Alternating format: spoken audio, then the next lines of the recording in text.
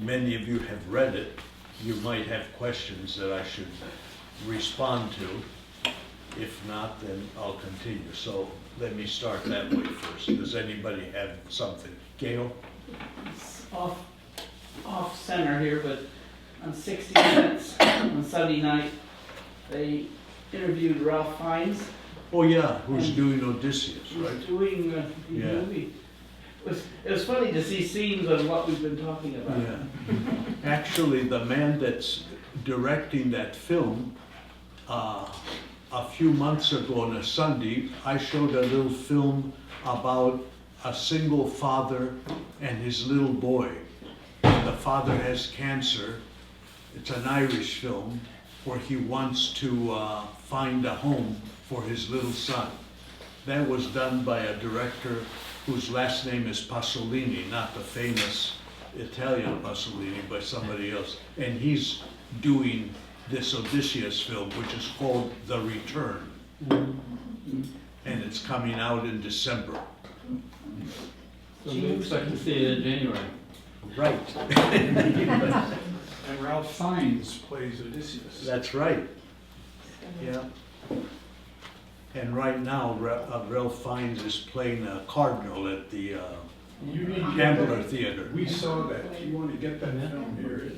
This I conclave. hear it should be Conclave good. or something like The that. conclave, yeah, Yeah. conclave.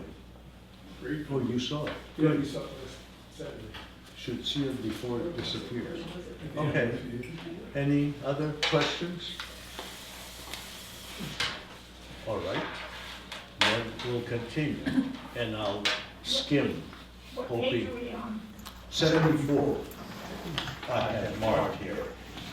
And we're still in part one. I guess what I want to point out, mostly without having to refer to Homer too much, since we're concerned with this play, is what this play is about. And what I'm emphasizing, or trying to emphasize, that it's about reason versus sensuality, the body versus the mind. That's the main part.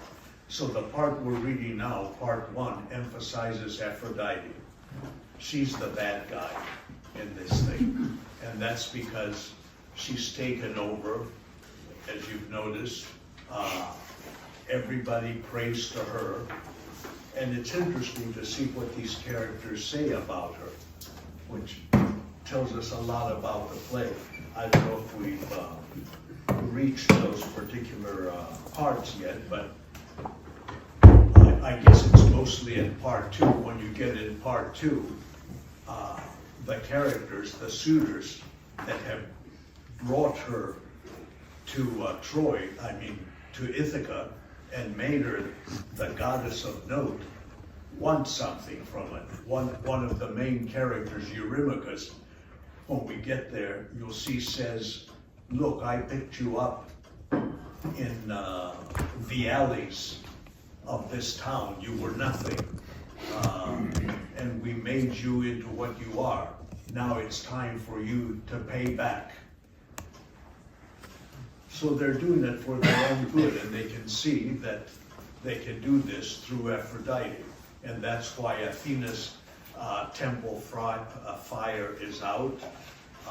She's been pushed aside. So it's between reason and sensuality. It's between the mind and, or the spirit and the body. And that's the whole argument in this particular play, which is a lot different from Homer, as I tried to show last time. So you see this even on page 74, at the very bottom where we stop, where Odysseus speaks, and he says, "Immortals, I extol you, although once again you pelt my white head with torments. My agile mind, like an octopus, with endless tentacles and 7 lives roams the salty brine. When one is lost, a colossal other takes its place, replete with mouth and hungers." And the idea is that it's not easy to put down the needs of the body. you notice how Odysseus struggles against this. And at times, he feels like it was a lot easier and a lot nicer to be what he once was in his adventures, living with Calypso and Circe. He says at another point, I could have been immortal, because Calypso in Homer tells him that if he stays with her, she has the power to make him immortal. And he thinks about it, and he finally decides, no, immortality is stagnation. He would much rather be immortal and be active than remain in a kind of dead, I guess, a feeling of death for the rest of his life, because he would have to live with Calypso on this island, and that's all there is. He has all the pleasures that he can ask for, but nothing beyond that. And so he decides to turn down immortality, and that's one of the points that Homer wants to make, that mortality is to be desired above immortality. Because mortality is life and action, and immortality is stagnation and death. So Kazantzakis picks this up also, but it's very hard to deny the pleasures of the body. And he often, as you read the script, you'll see that he often thinks back. And he says, the sirens are still with me. And he tells us what he felt at the time. But you have to fight against this to reach the higher plateau. Excuse me, is that kind of like nirvana? Pardon? Is that kind of like nirvana, that you're trying to reach a higher plateau? Yeah, maybe. Yeah, he calls it, Kazantzakis calls it nothingness. Right. Or that's where you can get the greatest freedom, if you can put everything. If you can get rid of the body completely, then you become pure spirit, but you're still not there. Then you have to go to the next plateau, which you get rid of spirit completely and become nothing. That's what he talks about in his big Odyssey book. Okay. He hasn't gotten to this stage here. This is the middle stage. And after this stage, he reaches that one. Athena, you notice on 75, when Odysseus says what I just read, says, don't be in a hurry. Hold tight the reins and control your rage and ardor. And when you catch sight of home, muzzle like a dog your heart from barking. That's part of the other thing that Kazantzakis and Homer say, endure. You have to endure no matter what fate throws at you if you're to achieve these final stages that we're talking about. You can't jump into things. You have to bide your time and constantly work towards it, which is very difficult to do, till you reach that particular stage. So, after all of this, this is where Odysseus, remember, has come in as a beggar. She now sends him to Eumaeus, who is the swineherd, who's going to put him up till he prepares himself to go to his palace to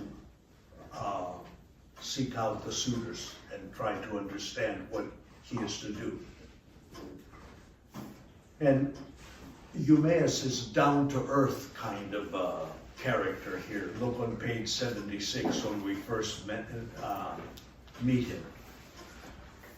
He begins by saying, that's his speech in the middle of that, damn the lot, Zeus above, gentle and infallible, with steady hands you weigh what is just. May your thunder and double lightning bolts blast open this solid earth and swallow up the anarchists, lest anyone again trample on divine justice. They leap and frolic like fish in the early morning dew, and suddenly the fisherman's net ensnares them. He's talking about the suitors. and they're talking about justice. And the other idea here is that the gods are not necessarily just. They tolerate more than they should. And they do that because they're not interested in people, they're interested in themselves. And they help only those that honor them the most, which means those that burn bones. The gods, the Homeric gods, demand that every time there's a feast, that the entrails and the bones are burned so they can get the aroma. That's what they want. And that's how they know that people honor them. The idea in Greek philosophy is, if there are no people, there are no gods. Because God does not create man, man creates God. They create these Olympians. And the gods can exist only if people want them to exist. So they're always looking for approval from people. And that's followed in here too. So Eumaeus sees this beggar, he comes in, it's Odysseus as a beggar. He doesn't reveal himself to any of these people, but he's a very unusual beggar. He seems to know a lot more than most. He mouths off a lot more. He has a lot to say about everything. And he's constantly playing with them, ironically. He's saying, I could be Odysseus, I am Odysseus, but in a way that they don't take him seriously. And that's the way he wants to be. And also, on 77, there's something about fate. Odysseus says there towards the bottom, you unburden your heart in haste and blame it all on fate. I don't agree. Fate is something in Greek philosophy again that's beyond the gods. Zeus cannot prevent fate from occurring. Fate is above it. So here's something that they don't control. Well, they can control it to a certain extent, but it's going to happen. They can't stop fate. And Odysseus is saying, don't blame everything on fate. You have to act on your own. You have to work on your own to achieve whatever it is you want to achieve.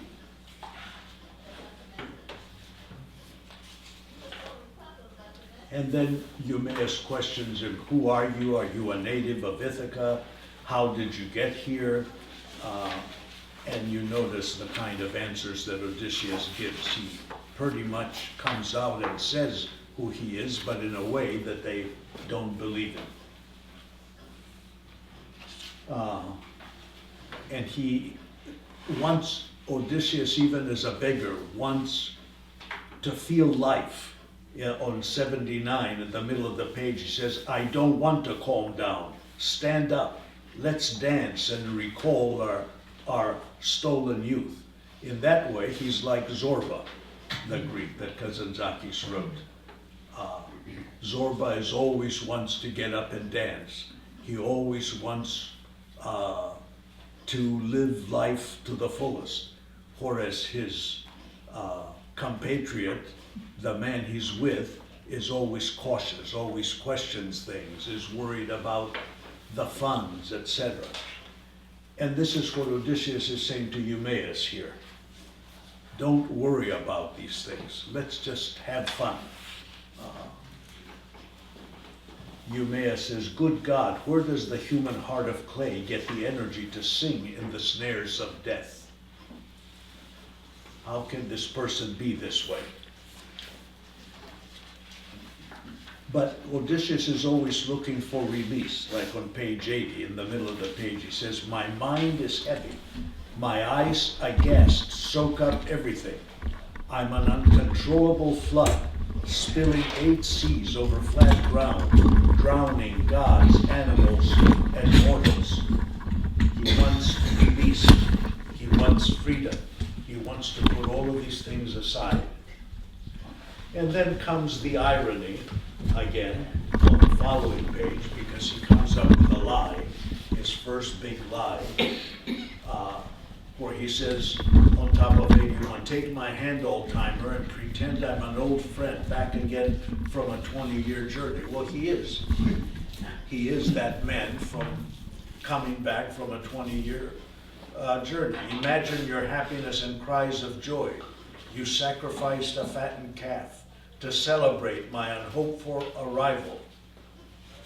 My most faithful swineherd, I would shout, I'm back, embrace me.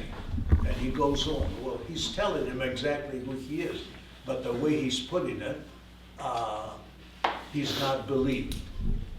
And then he comes up, when he's asked over and over, who are you? He begins with the story here, Daedalus. And you'll notice that the lies he says also reveal who he is or reveal his adventures, which he reinterprets in a different way. Here he's Daedalus because Daedalus is the architect of freedom in a way. He's the one that in mythology created wings for people to fly away.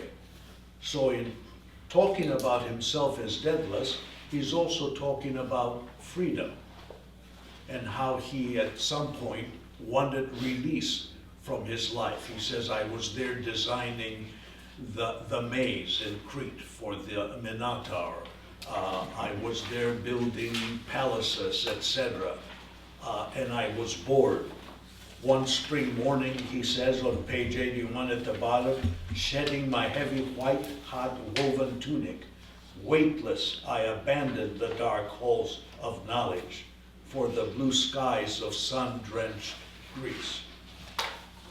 And as I stepped on her holy shores, my mind blossomed like lilies, and for the first time all creation appeared on the calm currents of my mind, smiling deeply satisfied. And he goes on to talk more about this.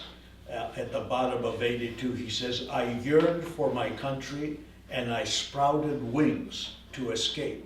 Well, he did invent wings. But your mind, old timer, is fraught with hunger. But you, Eumaeus, are more bound to the earth. You're more concerned with bodily needs, with the senses, with not having eaten.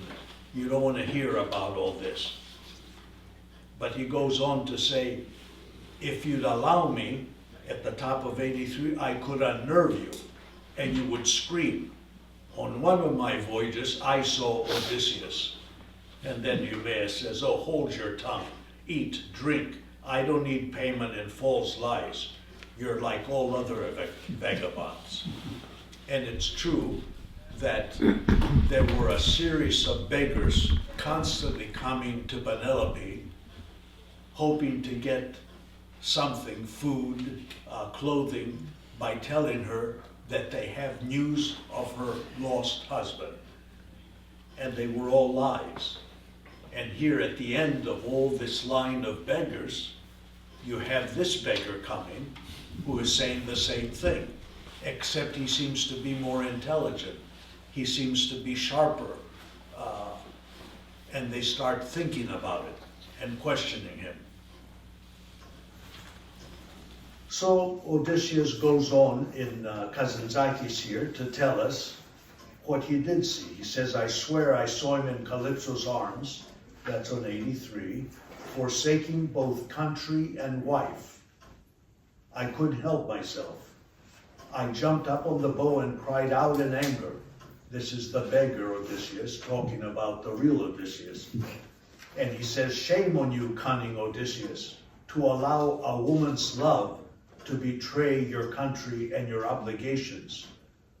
And the Odysseus, according to the beggar, responds, who abandons Olympus, he replied, to dwell on earth? Who abandons the love of the senses of the body, paradise, to come back to earth when you can have these kinds of pleasures? That was his previous life that we're talking about here. Who abandons Olympus to dwell on earth? and the deep caverns reverberated with his laughter. You can't bluff me, I'm too cunning, and I know what's best for me. This is again the real Odysseus speaking. Penelope is old, my son plays dice with the suitors, thinks of his future, and forgets his old man, and if it truly is my son, his heroic actions upon this earth will prove his mind. This is the idea of Kazantzakis' andria, manliness, versus Homer's aristia, which is excellence.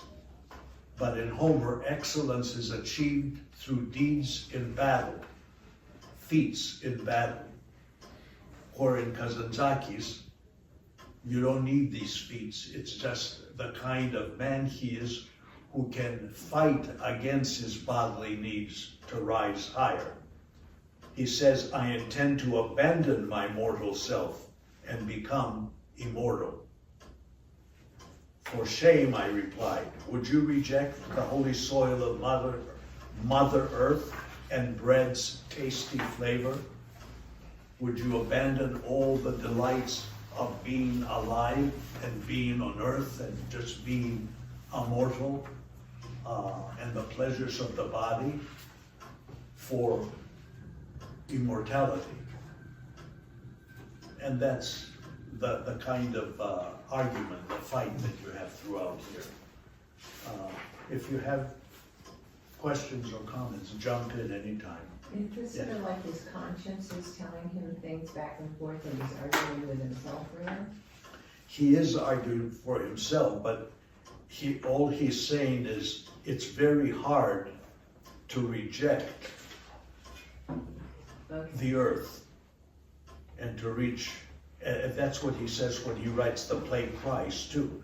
The reason he likes Christ is because he's able to go into the desert, as he does in that particular play, and try to be a hermit and try to reject the needs of the body. And in the last temptation of Christ, he's a man who is loved by Mary Magdalene, and he likes her, but he has come to a point where he has to reject all of that in order to reach this higher point. So in all of his novels, you have this idea playing out. You see it over and over. The same thing that he's saying in this play. It's always a struggle to do this. And the struggle is all. That's what's necessary. So that's what we have here. And he tells another lie here that I'm not going to go on. No, I was just struck that, I mean, I've read it several times, but this time was the first time I was struck by how complex his role is psychologically. He's doing the story of his own shame when he talks to Athena about being the merchant from Phoenicia.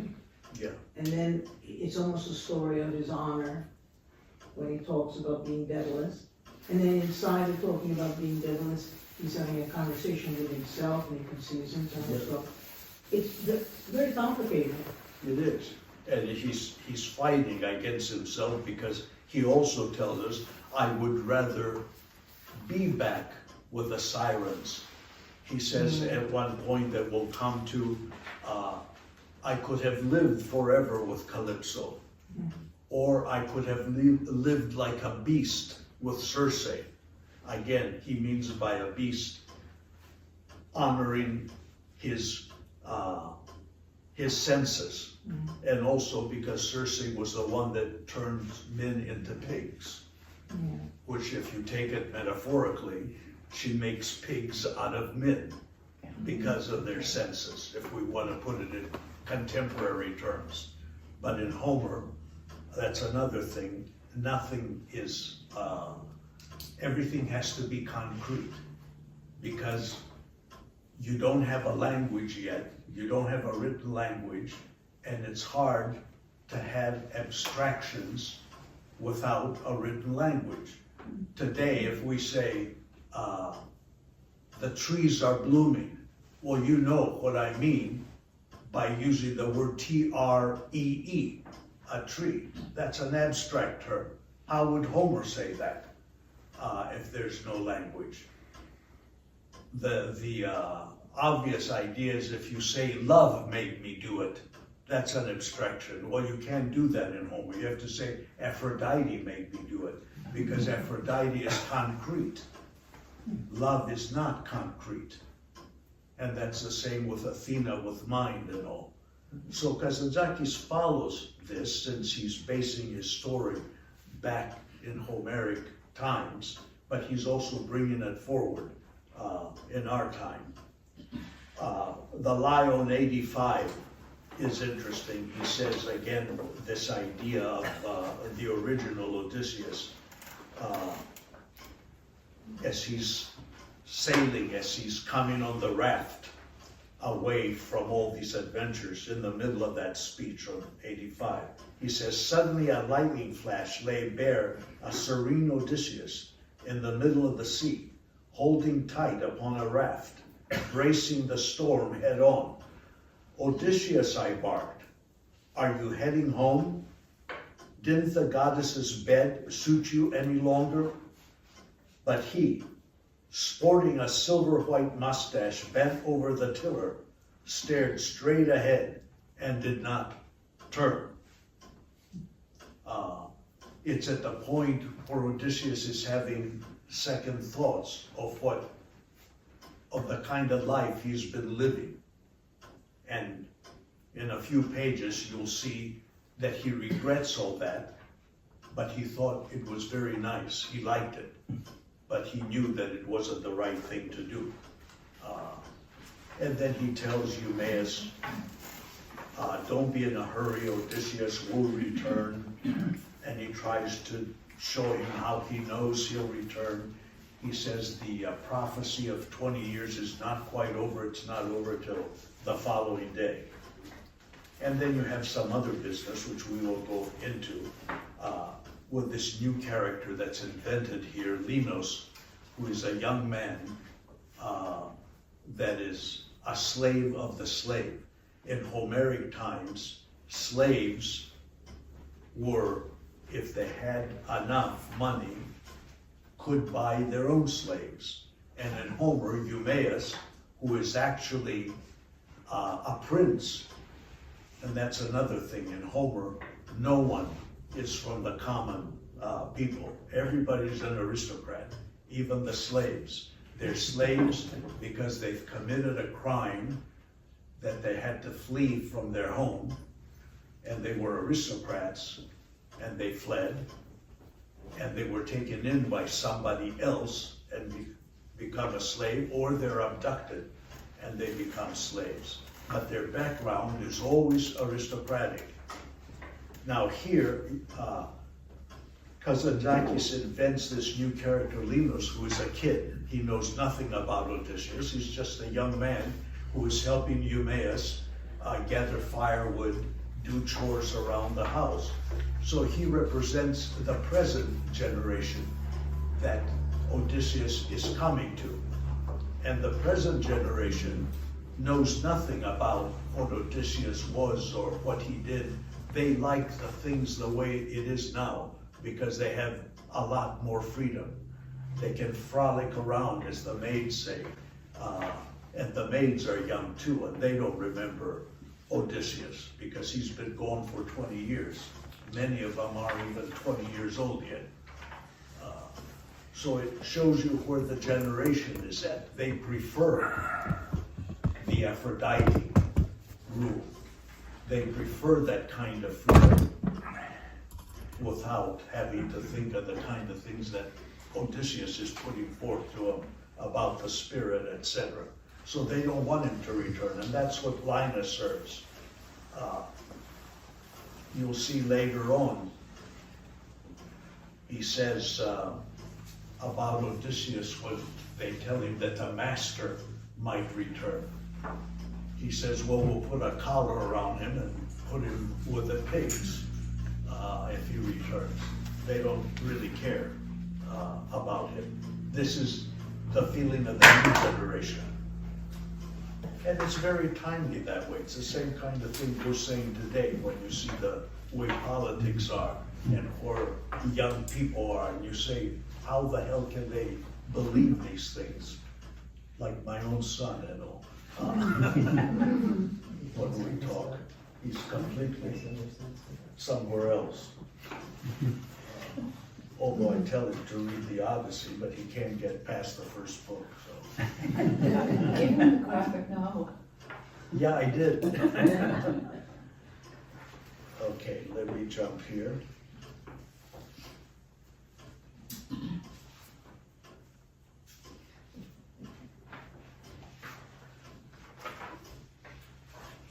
Cost? Yes. While you're looking?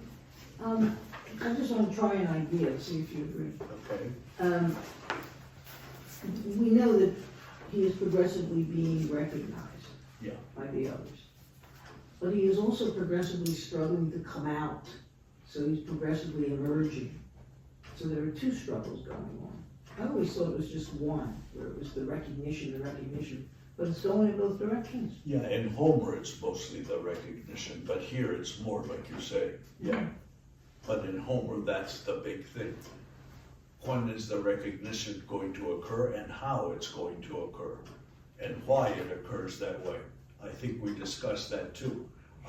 In most cases, when we're talking about Homer, we're talking about the main recognition of wife and husband.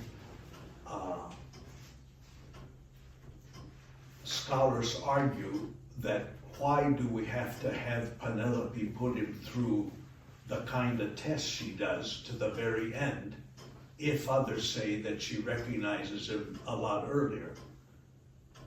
And the answer probably is that she does recognize him, but the question that she wants to know more than anything else, is this the man that I married? Is the same man that I married is coming back to me? And that's what the psychiatrist, what's his name, Jonathan, forget his last name right now, psychiatrist in Boston, wrote the book Odysseus in America, comparing Odysseus to the returning Vietnam veterans and the problems they have coming home and how they're changed. And they change to the degree that their own families' wives don't recognize them and they end up in divorce or in serious mental problems.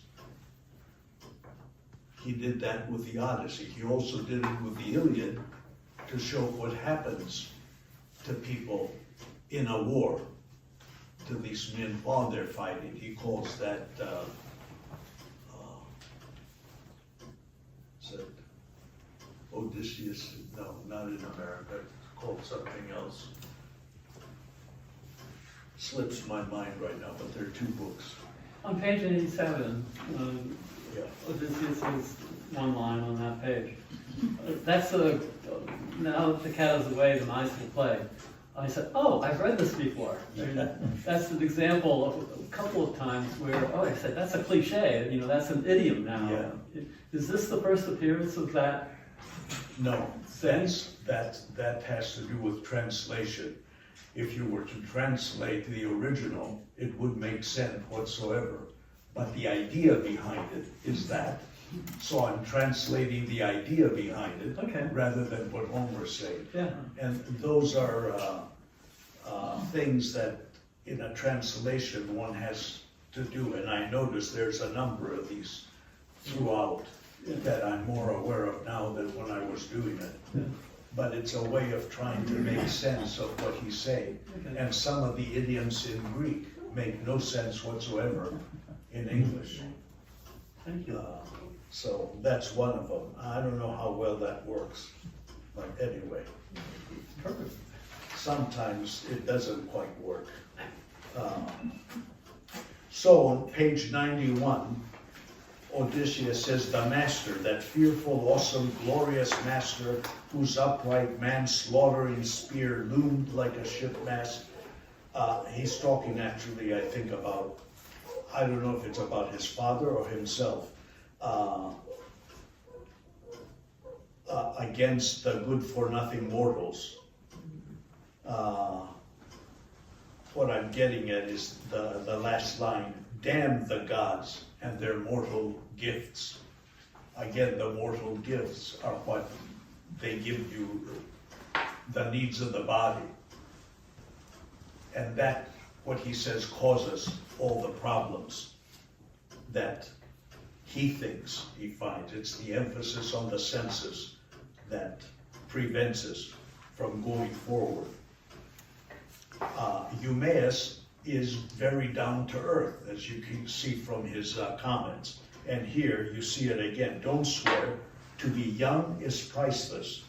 1,000 obstacles and mockeries, old timer, couldn't pay for such great joy, for being young, for feeling those senses. Living careful, don't dare raise a finger. These maids are no longer slaves, but ladies. That's why they want Aphrodite, because they're treated like women. They can be women and not just slaves. So again, you have this play back and forth, this dichotomy. Odysseus on 92 says, yeah, they have good faces, but as for brains, bitches. The day will come to hang you in the courtyard. And Eumaeus tries to warn him, saying, keep it down. Things have changed since you left. And then we have Laertes coming in for the first time. Laertes is the father of Odysseus. He's been inactive. He left his position as king long ago because his son had taken over as king even 20 years before he left. But once Odysseus left and time passed, he became very depressed in Homer and retired to his farm on a estate which is not far from Ithaca. It's in Ithaca, not far from the palace, but he has nothing to do with the palace anymore. And that's another reason where you have all the chaos and the suitors are taking over. The mother has died of depression. She doesn't come into this play at all, but in Homer, Odysseus meets her in the underworld, and she tells him that she's there because she was so worried about him that she died. And then we go into the weaving trick to show us Penelope and how faithful she's been. And she is faithful here, but she's torn between two things. Penelope is torn between being a faithful wife, as she's always shown to be, and the fact that she's still a young woman who was told that after a period of time, when Telemachus shows that he's a man, and here it says that the moment that you see him sprouting a beard, he is old enough, and you are then free, according to Odysseus, to marry and continue your life without him. Because by that time, if he's not back, he won't return. That was, and she says that in this play. So she's turned between the two. She likes the fact that there's so many suitors after her, makes her feel young and good, and she kind of likes some of them, especially Eurymachus, because she prays to Aphrodite, if there is to be a new husband, she says, I hope that you will help me make sure that it's Eurymachus. So she's on one side, she wants that. On the other, she wants to make sure that people look upon her as the faithful wife, as the Penelope that everybody knows. So she's torn between the two things, and you can see that in her speeches throughout this play, that she tries to cover both sides. Also the irony now, more irony, eventually when Odysseus meets his father, a term that they use for greeting an old man is to call somebody father. But when the beggar does this with Laertes, it has a double meaning. So on page 95, when Laertes at the bottom of the page says, "Who's that? Who's this old man here, this beggar?" Odysseus says, "Me, father. Wake up, rip off the dark cloud that blurs your thoughts." So he's meaning it both ways. He's honoring the old man by calling him father, as everybody else would do the same, but in this case, it happens to be his father.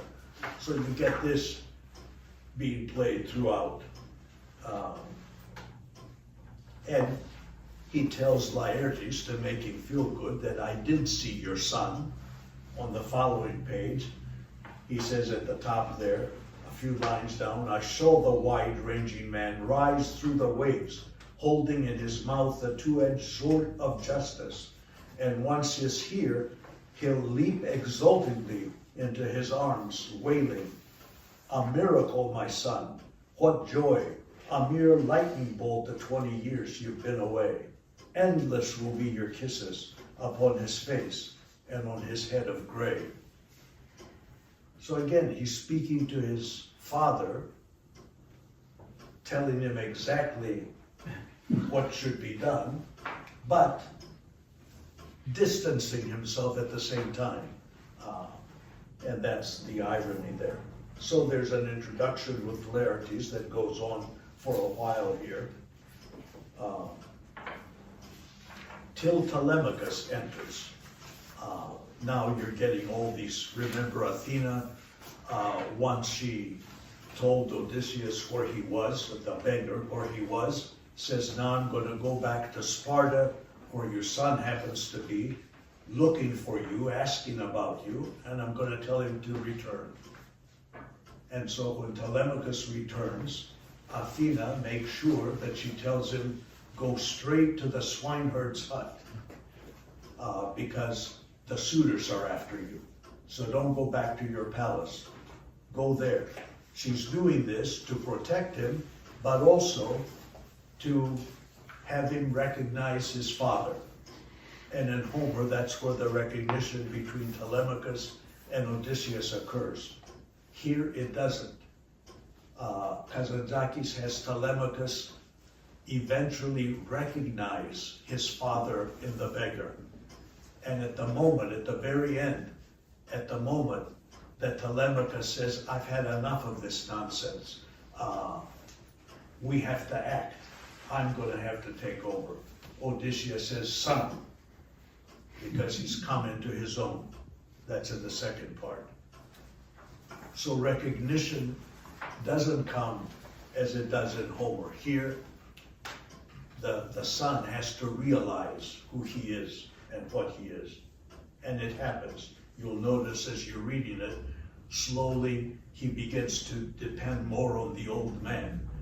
And at one point he says, maybe you can come when I'm ready to take over and do something about the suitors. Maybe you can advise me. Maybe you can help.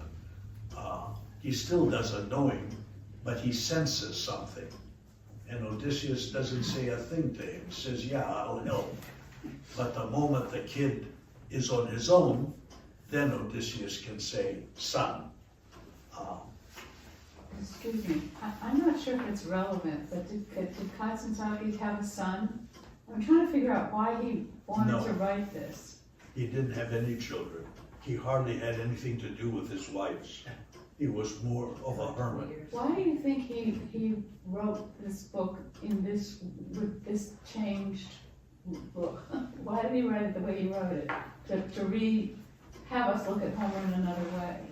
Oh, because he thought that, according to his philosophy, that Odysseus was the one that came closest to representing what his reading and his ideas led to. So correcting, in a way of correction? Mostly what I said of being, of trying to go beyond the body and reach a state where you can be free. But eventually in studying Odysseus this way, and Nietzsche, And Bergson, who was another philosopher that he was really interested in, he came to the conclusion that in order to be free in the way his readings led to, he had to completely become nothing. He had to even get rid of the spirit, the soul, because that weighs you down also. And in order to completely have the kind of freedom he's talking about, is to reach nothingness, an abyss. Then you are free completely. You have nothing to hold you down. But it was Odysseus and Christ, in many ways, who is, the way he sees him, is very much another Odysseus in another way. He doesn't see Christ as a god. He sees him as a man struggling to reach that plateau. And you see that from what we know about Christ and what we read, what he had to do. That's why in his novels, Christ desires like everybody else. That's why there was such a fuss with the last temptation of Christ. Because at the moment Christ is on the cross, like Odysseus, as you'll see soon, and a drop of water falls on his forehead as he's dying, he has a dream. Wouldn't have it been nice if I could have been a human being like everybody else? And then you see him rolling in the hay with Mary Magdalene, having children, having fun. And then at the last moment of the last page, where the rain hits him again, he wakes up and says, thank God, it's over. I didn't have to do all this. I made it. I've reached that thing. Well, that's what Odysseus is trying to do too. So they're very similar in many ways. And it's just expressing what Kazantzakis himself has become. He traveled a lot. He moved away from home. His wives were never with him. He had 2 wives. He remarried again, but he always wanted their approval. There are over 500 letters that he wrote with the first one.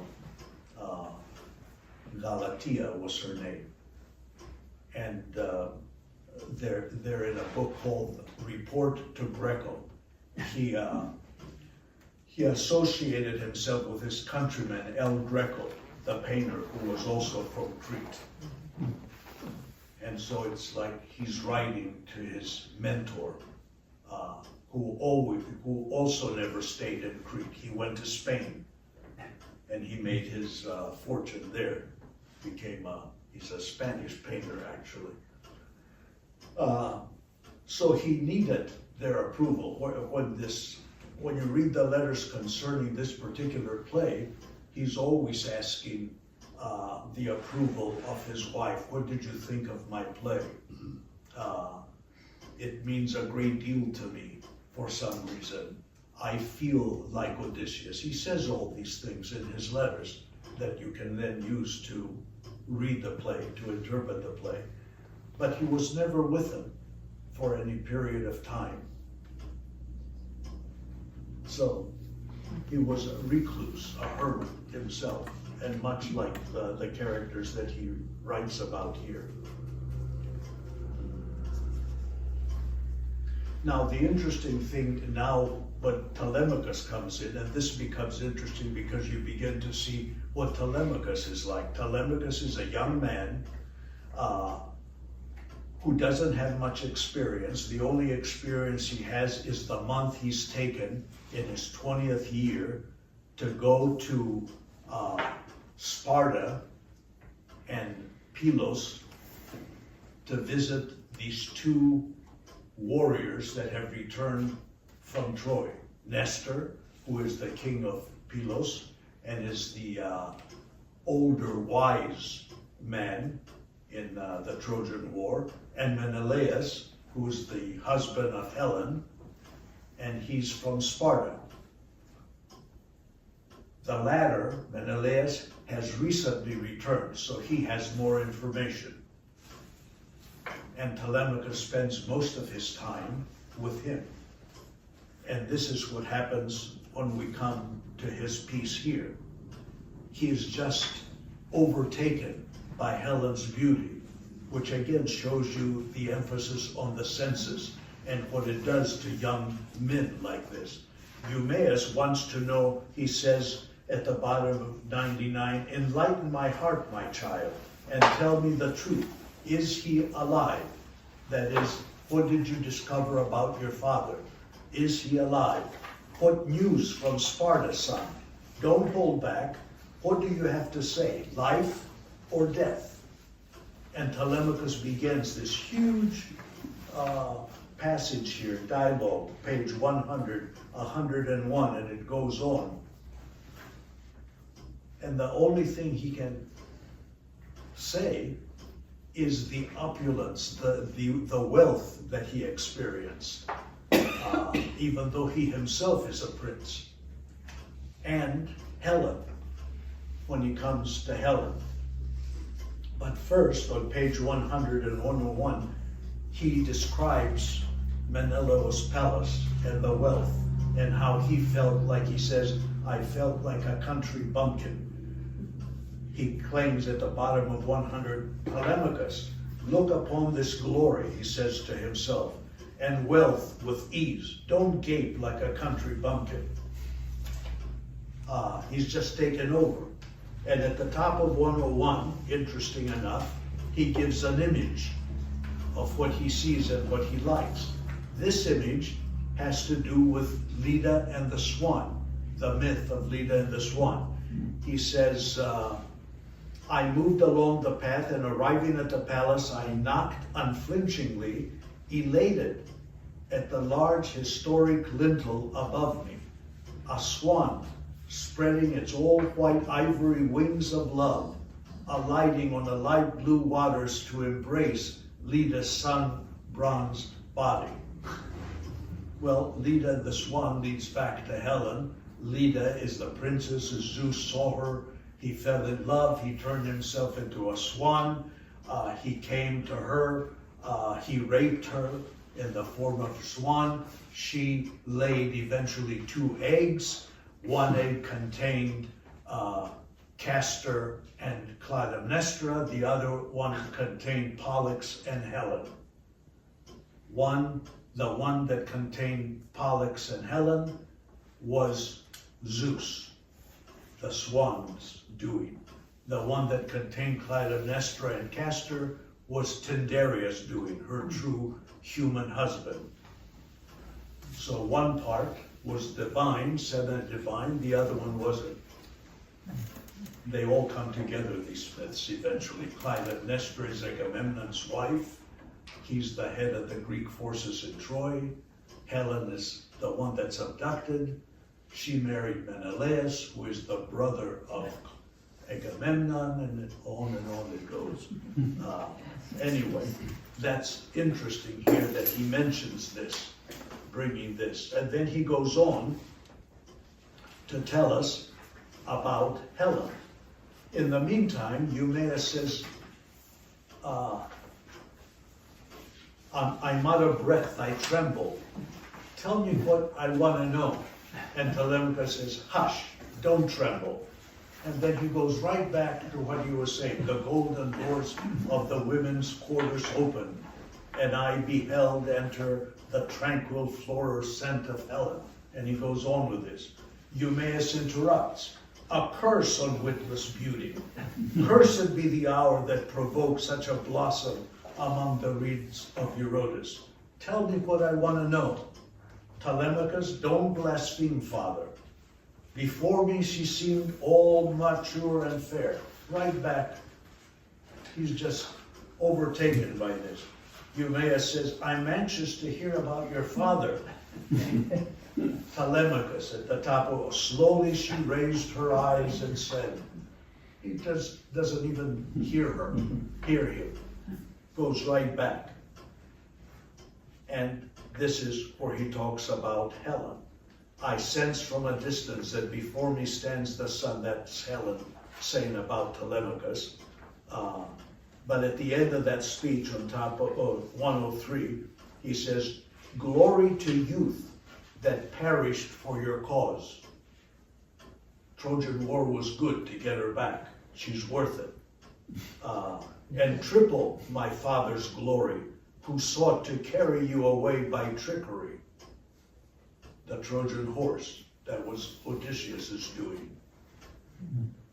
He sought to carry you away by trickery. In the fathomless waves, his memory will shine forth like a star. There's his answer finally. And Eumaeus says, oh God, my good master is lost forever. Because what Telemachus is saying in that line is, in the fathomless wave, my father drowned. The sea has taken him. He's dead. But it's taken him 3 pages to get to that, because he's so taken by Helen. Yeah, but that is a double meaning. Eumaeus is oh God, my master's lost forever. Telemachus is lost forever, because all you can think about is Helen, right? Yeah. Yeah. But Telemachus goes on, don't whine. Odysseus has become the subject of songs. He lives in the memory of people. He's attained some kind of immortality for a mortal. And then they go on this way for some more speeches here.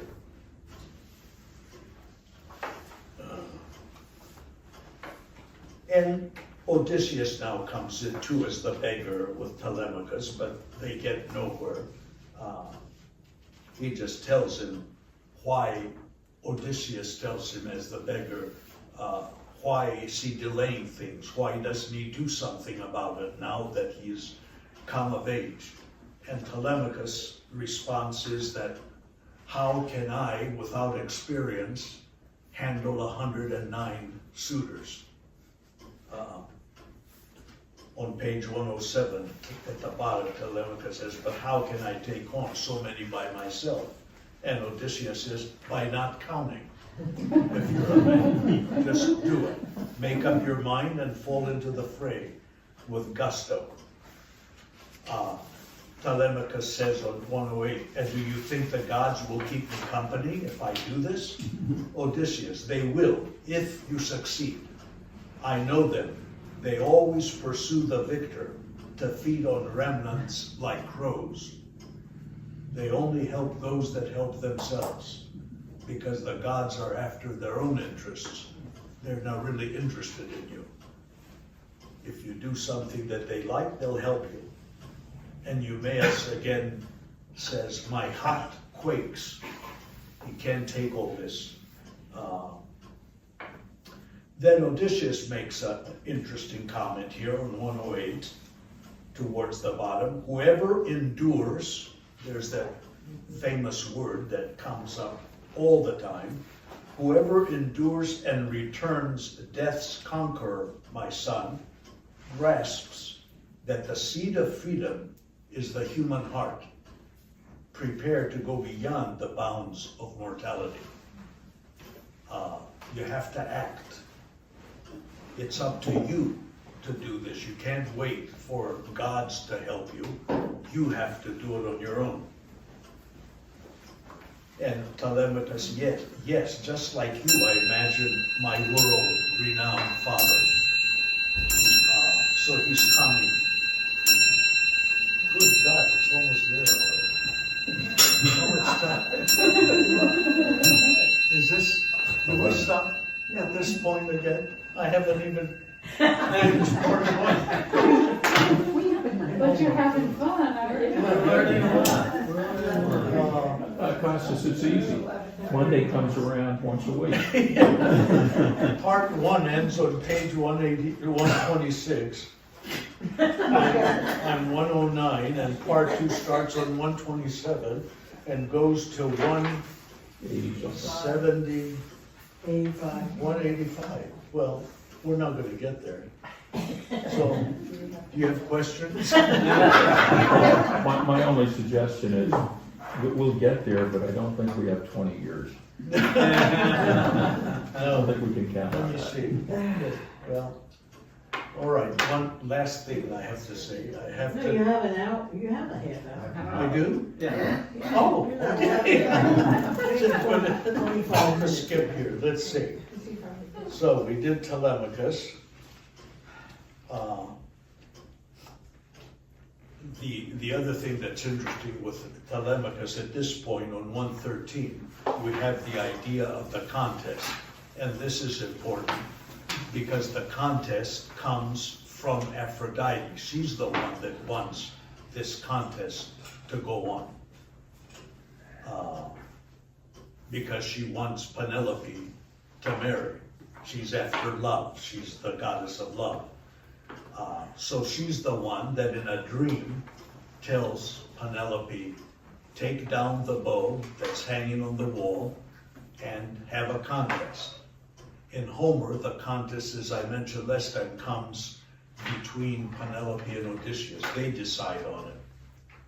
Here, because we're emphasizing reason versus non-reason, irrationality, we give the credit to Aphrodite, and that's what they're talking about now for a number of pages. Telemachus is upset that the bow has been taken off the wall, wants to know who did it. Euryclea, the maid who comes with a message to Eumaeus to take the bow and polish it up and get it ready, is put on a spot because Telemachus says, who ordered you to do this? You certainly didn't do it on your own. She doesn't want to say.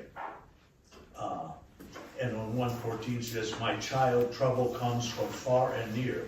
I struggle to remain silent, but out of pity I hold my tongue. Last night fate, through Aphrodite's godly lips, decreed. And then in quotations we have what Aphrodite decreed, take down the bow. But that's not enough for Telemachus. He insists, who gave you the order to do this? And he finally she has to admit that it was his mother, because she had a dream to do this. So now the question is, that's kind of ironic too. If she had a dream and she's interpreting for us what the dream said, and it's in quotation marks here, so Penelope is saying, this is what Aphrodite told me in her dream. Did Aphrodite tell her that in her dream? Or is it Penelope's desire that makes her say that that's what Aphrodite told her in her dream? That complicates things. Because you see both. We know that Penelope is ready for marriage. And maybe she dreamt what she says she dreamt because she wanted to dream just that. So we go on with that for a while. Telemachus still complains that he's not ready to take on so many people. And at this point, we're halfway through. This is the page that's half of it. Page 118 is half of the play.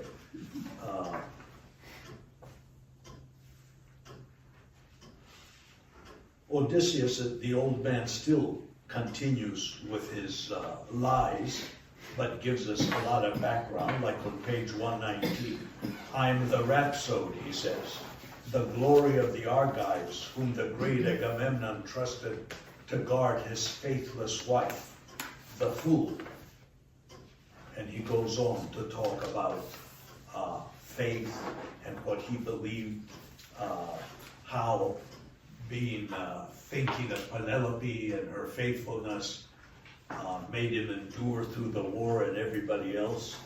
And he gives us pretty much the story of the Oresteia, which is the story of Agamemnon's return, and comparing his wife, who killed her husband while he was taking a bath, to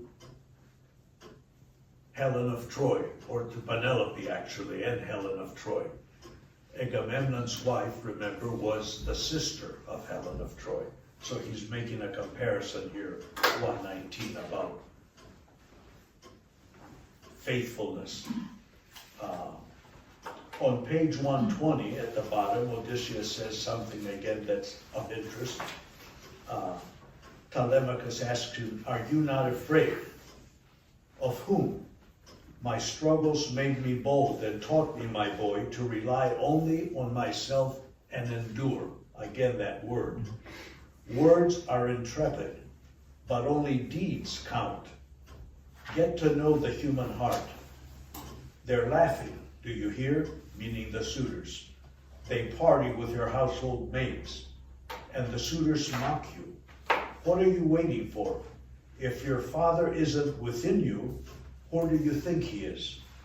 Can you bend his mighty bow? Then Odysseus has arrived. If you're a man, you're your father's son. Then Odysseus is within you." That's what he's trying to tell him. As a beggar, he's telling him all this.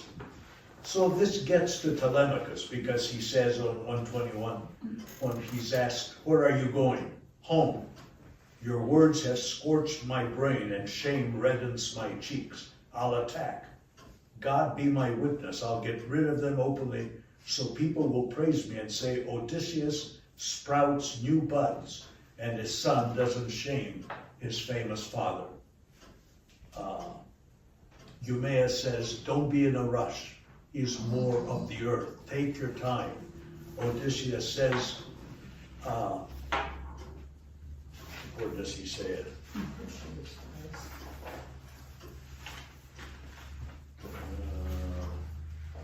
"Old timer, don't be so quick to offer advice to a young boy. Beware the dangers." Odysseus says, "Act." Eumaeus says, "Make sure you know what you're doing before you act." Odysseus says, "No, act." So we have that going on. And Euryclea comes in on 122, that's of interest, when she says, "How I admire your selfish youth." To Telemachus, he says this. "I see in you your father, when as a beardless youth with his companions, he rigged a multi-tiered boat to abduct the virtuous Penelope." Now that's something of Kazantzakis. He didn't abduct Penelope in Homer, but she's, Euryclea is remembering Odysseus as a man of action. And he wanted something, he goes after it and gets it. He wanted Penelope, he abducts Penelope. In myth, he was given Penelope by the father of Helen, the mortal father of Helen, Tyndareus, because Odysseus helped Tyndareus when a lot of suitors were after Helen, and he knew that if he gave it to one of the suitors, the others might gang up and maybe cause a war. So he didn't know what to do. And Odysseus came up with the answer. He said, have a contest. Tell the suitors to agree to sign a document that everyone will be considered, and whomever Helen selects, they must support him. And it could be any of you. So they agreed to that. They signed something saying that we're going to support whoever Helen selects. That's how the war occurs. That's why they all have to go to Troy for her, because they made this promise that they would support the man who married Helen. So for giving him this advice, Odysseus says, you know, I have a beautiful niece, Penelope. You can have her as a wife. And Odysseus thought that was a good idea. And that's how it happened.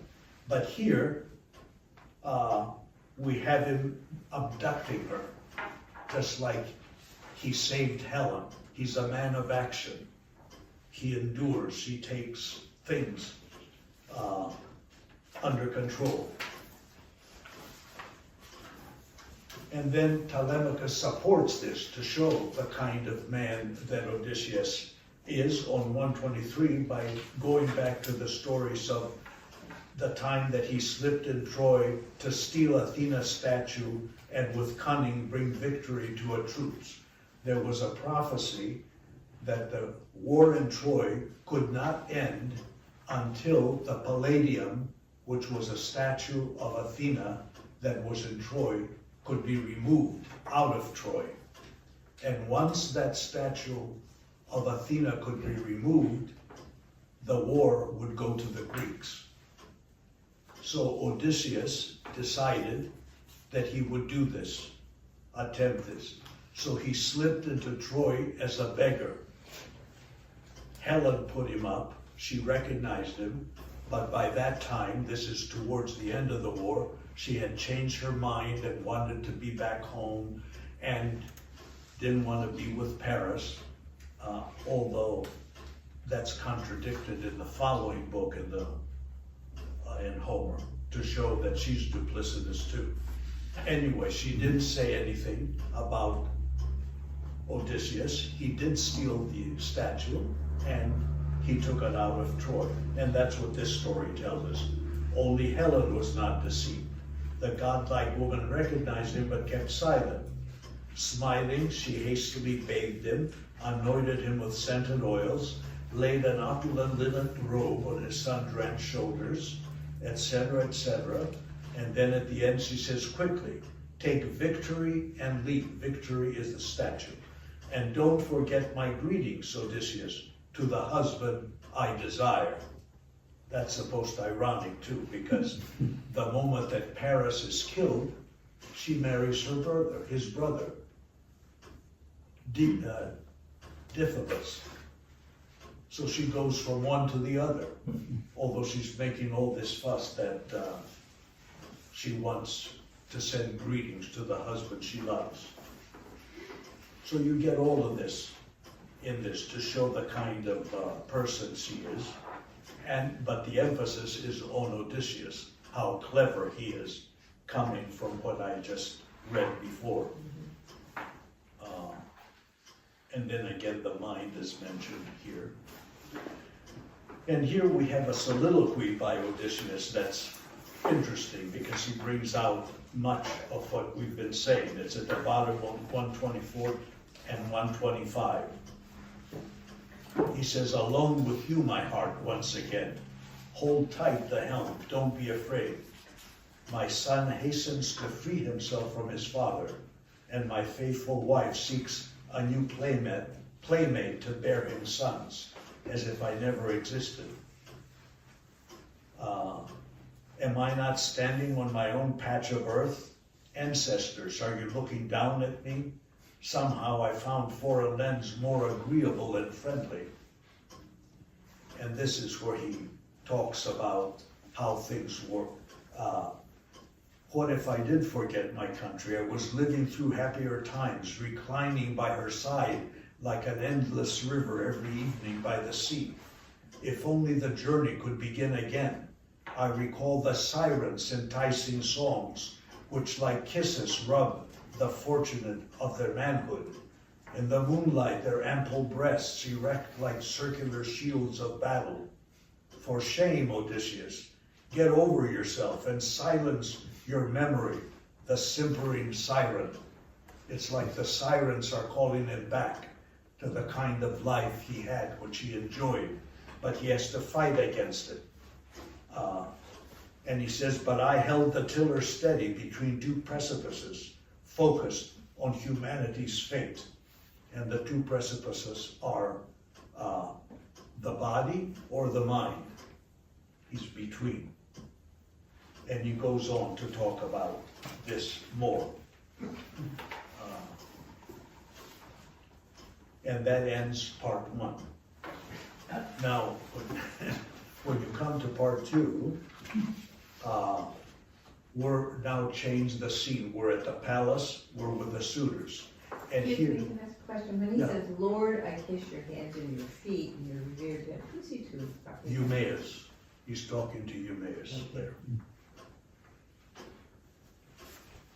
Yeah, bless me, Father, let my mouth sprout new roots that I may stand without fear, silently on the threshold of my home to do what I have to do.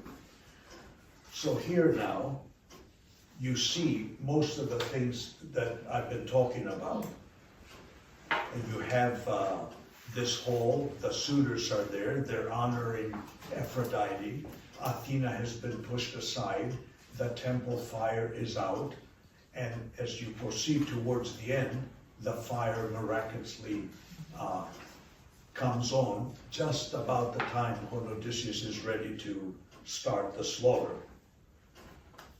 So Eurymachus was one of the two main suitors, and Antinous and Eurymachus are the ringleaders. Eurymachus is the one favored by Penelope here. Antinous is the more, what would you call him? He's more realistic in what he's doing. He knows that there could be trouble if, for some reason, Odysseus were to appear. But he's made up his mind that that's the way things have to be. So he's more realistic in all this. But interesting here is what Eurymachus says at the bottom of 127. On your behalf, meaning Aphrodite, on your behalf, Aphrodite, I threw Athena to the wind and smothered the perpetual flame set at her feet like an eye. I satiated you with offerings and scents. Now I supplicate you, not as a beggar, but one requesting payment. I dealt, now deal. That's my little thing. It's not quite what he says, but that's what he means. I sustain you. Attend me now if you can. Recall how I found you famished, roving like a dog in heat in these cobwebby courtyards, and I rescued you and enthroned you a lady in the palace. Before, when Odysseus was there, she wasn't recognized. There was reason. She wasn't the main person. So he raised her, the suitors raised her to this position. And Antinous says, your cries to the ruthless lady are in vain, Eurymachus. Fill the tall copper vessels to the brim with wine, maids, for a single drop will uncork the good Penelope's bed tonight. He's more realistic, as I say, about things. He wants Penelope, he has his reasons, and everything else doesn't really matter. And now we bring in the singer Phemius, who was in Homer's Odyssey. There are two singers. There's Demodocus and there's Phemius, who always sing at the court. And they're also, since they're inspired, these singers, they really represent Homer. And here you can see that Phemius can see a lot more than the rest of them can. He knows, he feels the presence of Odysseus, and he's afraid, and he tries to warn everybody else. So he's the singer himself, he's Homer himself, that is warning everybody, and that's why of the 109 suitors, only 2 are saved. Phemius is the first, because he's the singer, you can't kill Homer himself, so he's saved. And the other one is the messenger that goes to Penelope to tell her what's going on all the time, so they save him also. Everybody else is killed. Although we're told that some of these suitors were not as bad as they're made out to be. As when you're reading, you see this. And they're trying to say, when they fear that this is now the day that Odysseus is supposed to appear according to prophecy. And Eurymachus 129 says, your fears evoke him, not prophecies. It's you yourselves that are feeling, you feel guilty, and that's why you think he's going to come back. But on page 30 and 131, Phemius, in his song, tells them about a dream he's had, which is actually a premonition of what's going to happen. And he tells us that he sees the bow, he sees Athena and Aphrodite in conflict, as you read that speech, all on page 131. And then one of the maids comes in, This is Bigla, she's an old woman, but she's the spy of the suitors. And she says, he's here. Now all the suitors think that she means Odysseus has arrived, because this is the day the prophecy says he's going to arrive. She's talking about Telemachus, because she saw him arriving. So there's a confusion there, brings out the fear of the suitors as they question her and argue and show how afraid they are.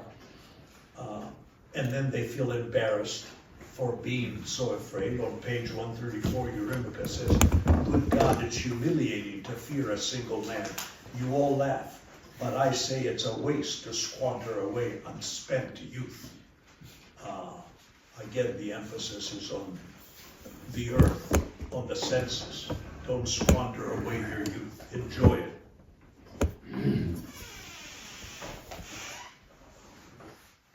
They talk about faith a bit. There's a chorus in here, which I'm not sure exactly how much it adds to the story, but this is supposed to be a verse tragedy, as he calls it, Kazantzakis calls it, so tragedies have chorus.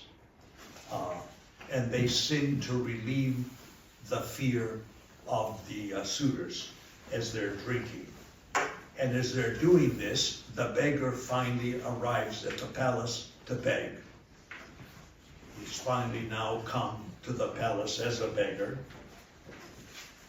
And they put him through different tests to show endurance again. He says to Telemachus, no matter what they do to me, pretend you don't know me.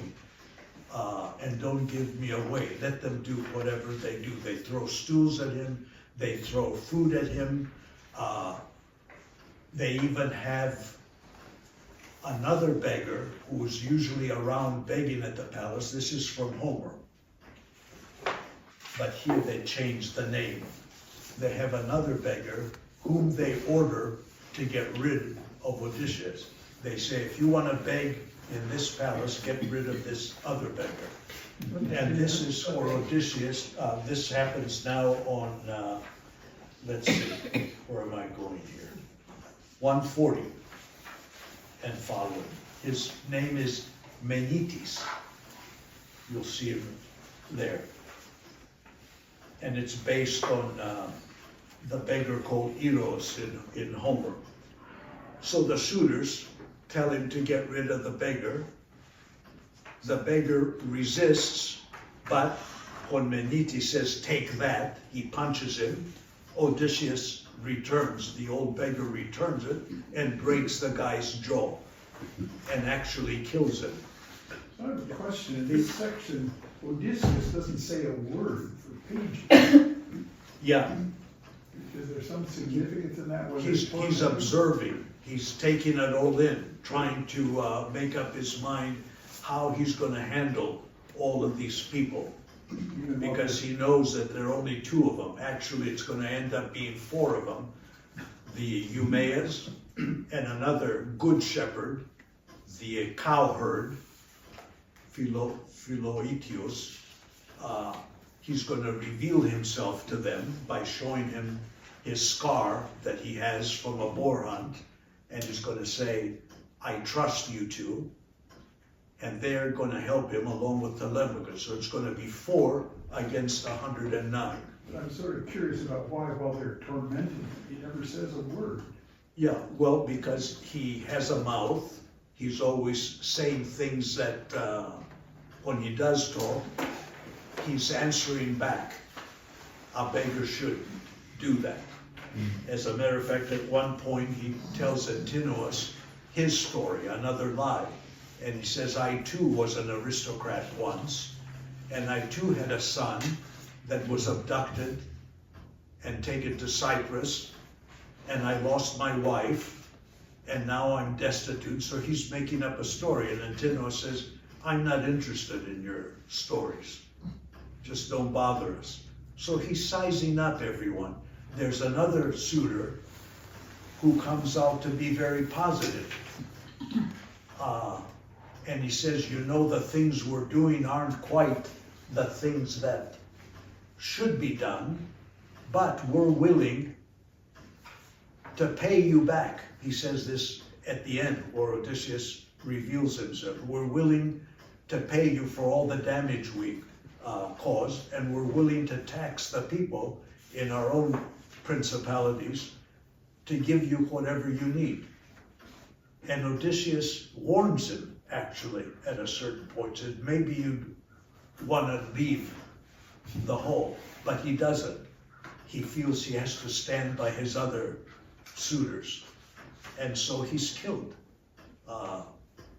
You don't see that in this because the story stops at the moment that Odysseus is ready to take them all on. So we don't have that, but we have the preliminaries. On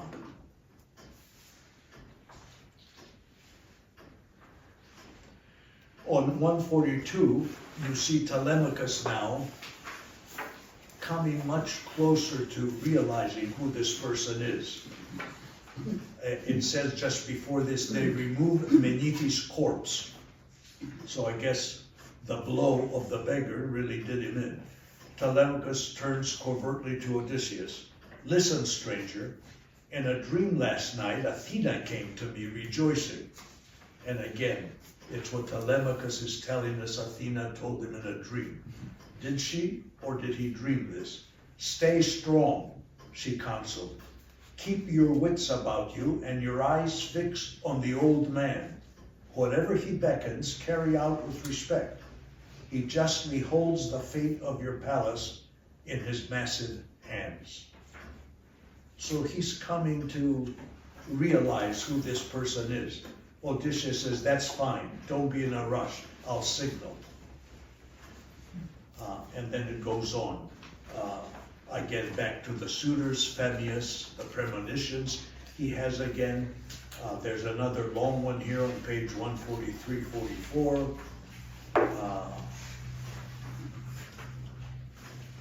Let me skip this. The suitors are talking among themselves.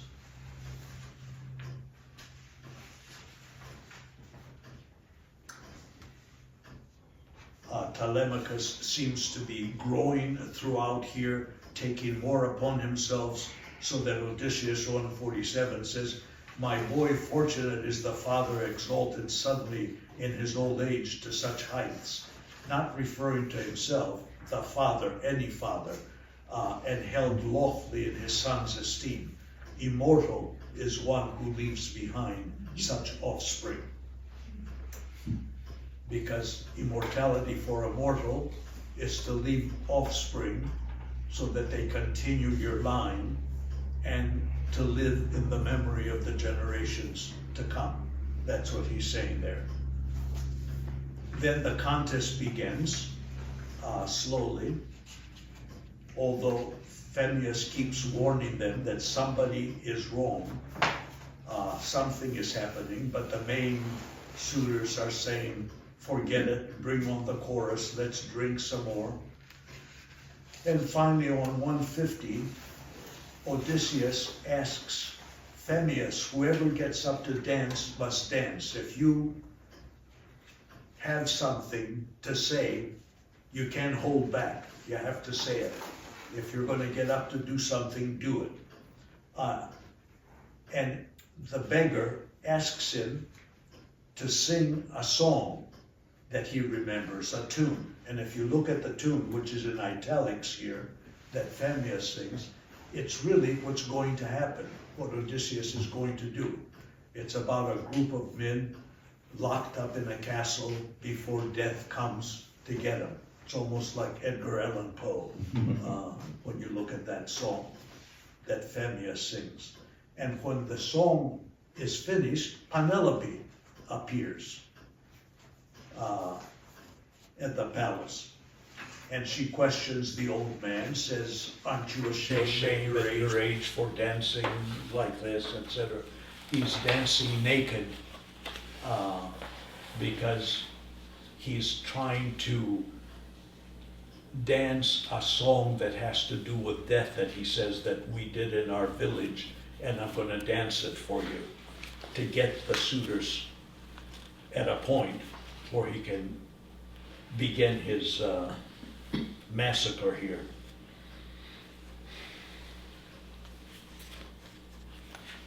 And Odysseus tries to also give hints to his wife as who he is, but she doesn't pick it up. On page 153, where he says at the middle of the page there, in quotation marks again, I dreamt last night of a scarlet robe. He romps with wealthy rakes. He's saying it as if Odysseus was saying this in a dream. And like a god, he dons assorted robes. In the marketplace, he's admired by all the nobles he meets in conversation, because I'm told red denotes quick of mind. And now that I see before me the heavenly wonder of a wife, of that wife I shout, blessed be the earth that bore you, lady. But she doesn't pick this up. She says, this is hubris. Are we there yet? Oh yeah, we're there. Okay, and then, well, let me finish.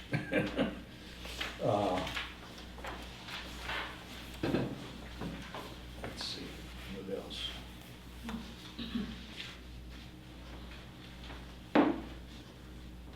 Penelope tries to justify herself later on in her actions, and how good she's been. Everybody becomes more anxious as we go along here. The contest, everybody takes a turn at the bow. Most of them can't do it. At the end, there are 3 mill women, the women that ground the wheat to make bread, because Odysseus the beggar asks, give me a sign of what I'm to do. He prays. And these 3 women are the sign. They say something should happen to end their work, to regain their freedom, because their backs are breaking, making bread for the suitors, and they hope they will die. And it happens. And after that, we have finally the recognition on page 166, where Telemachus says, I'm no longer satisfied bending to an old man's whims. He's tired of waiting, on 166. And Odysseus says, son. Telemachus says, who is it? It's me, son. Who? Telemachus, I'm back. Bolster your heart, brace your knees, lest they buckle. Let your eyes behold Odysseus. Father. And that's it. And it comes at the point where Telemachus has had enough and he's going to act on his own. And then, nobody can bend the bow. Odysseus comes on and he says, that's it. I am Odysseus, and that's his last word. I'm Odysseus, my trusty bow recognizes me, and in my hands it longs for action. Exultantly the bowstring hums like a swallow. In my ponderous hands death brings peace like a thunderbolt in the hand of justice. And he stops there.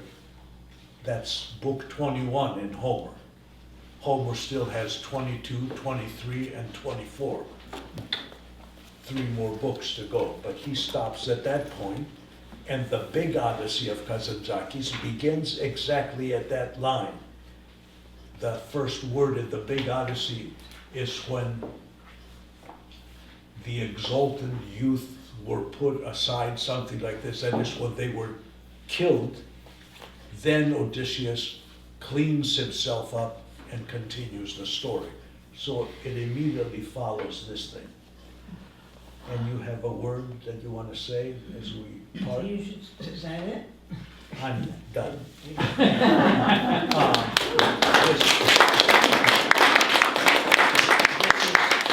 is the first phase of our project.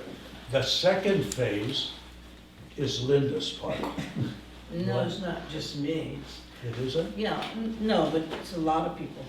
Oh. But so the next part of this would be in January, where we will, because we're gonna do it as a production, but we've written a script which Ken was nice enough to read, he said he thinks it works.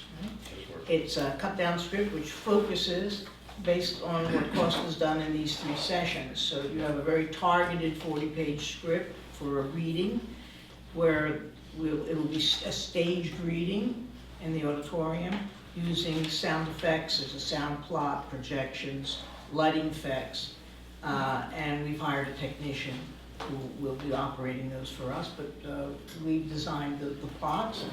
And the very next piece will be the training of the actors, and then we'll do auditions and rehearsals. And that won't start till January to give people a chance to get through the holidays. But the workshop that we're going to do is based on John Barton's Royal Shakespeare Theatre in Stratford, and his techniques of training actors to do line readings, because it's a stage reading where you'll be using a script, holding the script, so that there will be no blocking on the stage and so on. But we need to practice and to learn about line reading, so we'll be using excerpts from his tapes, which Don